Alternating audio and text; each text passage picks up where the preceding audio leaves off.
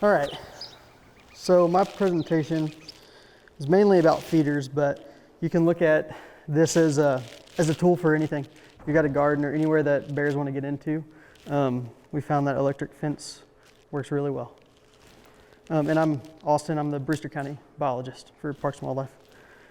So there's three main tools, y'all have already heard two of them, contain the attractant, unwelcome mats, and lastly, electric fence. And we've been studying the best ways to use the electric fencing for about 3 years.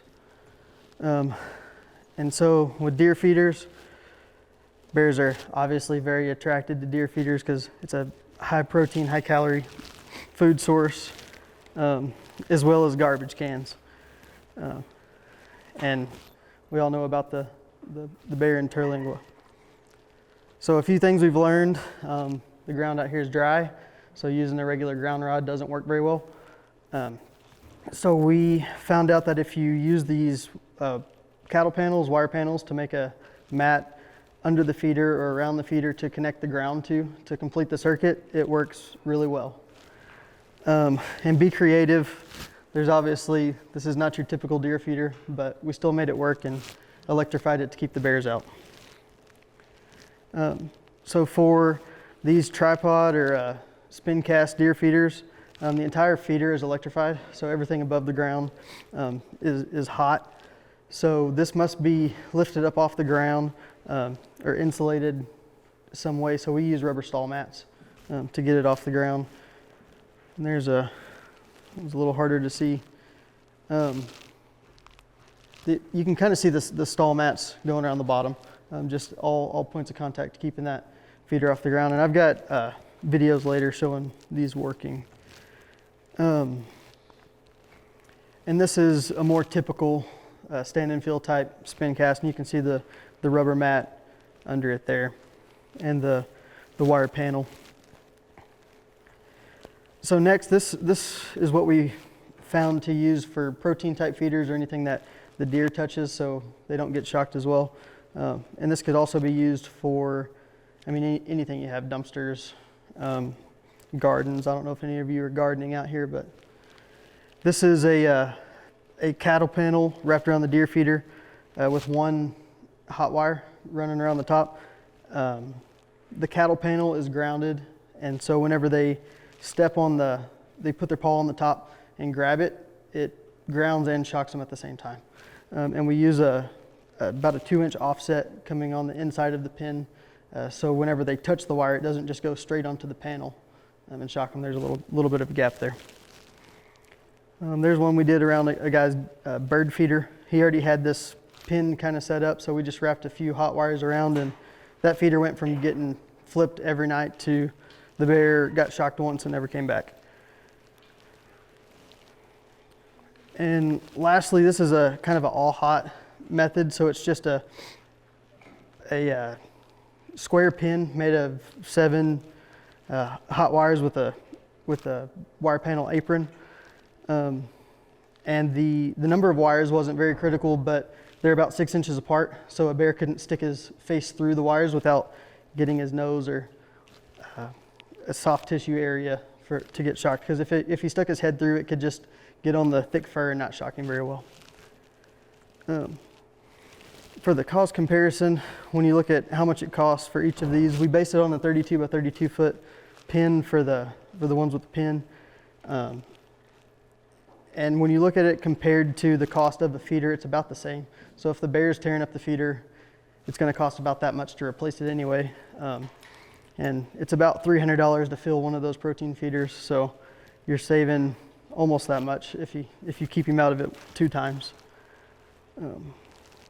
So a couple results. Here's the tripod feeder. There's a bear looking up at it, and then a bear getting out of town. Can you see that?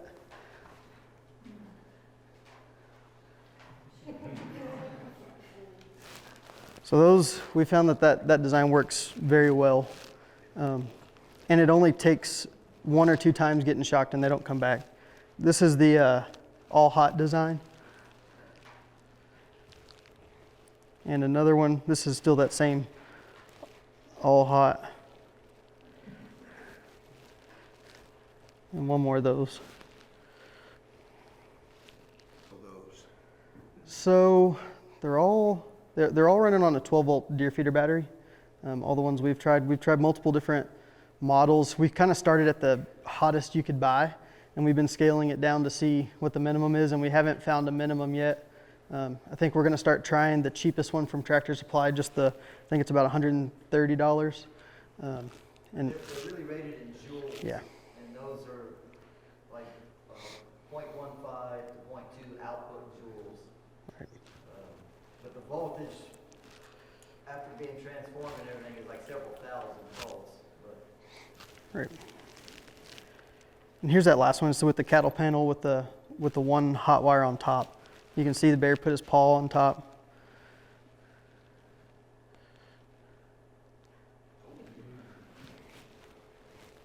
And one more of those. This one touches it with his nose.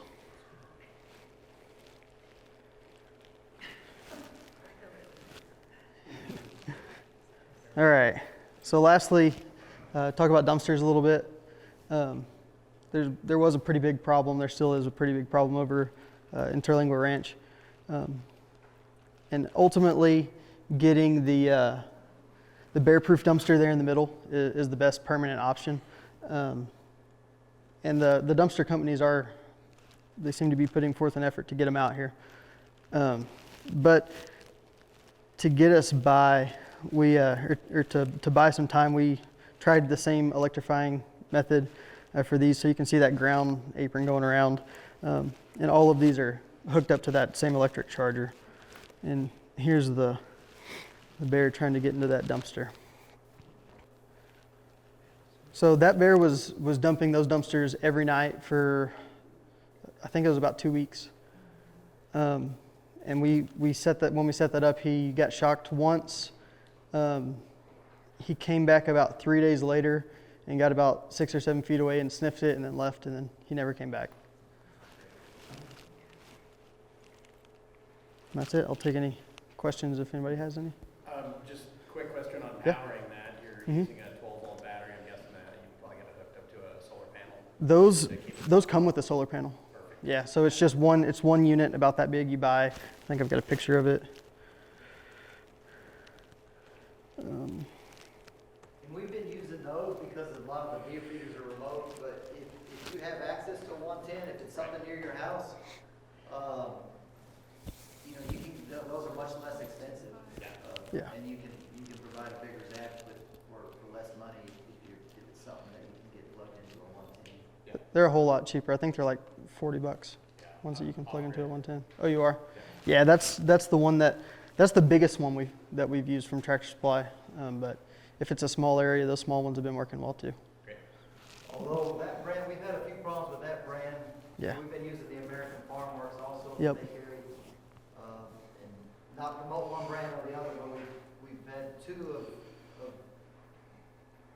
I'm not sure if it's that brand or one other, but that ended up having some problems and stopped working, whereas we haven't seen that within the American Farm Works. One of those that broke, it was about this high off the ground on this. It's actually in this picture.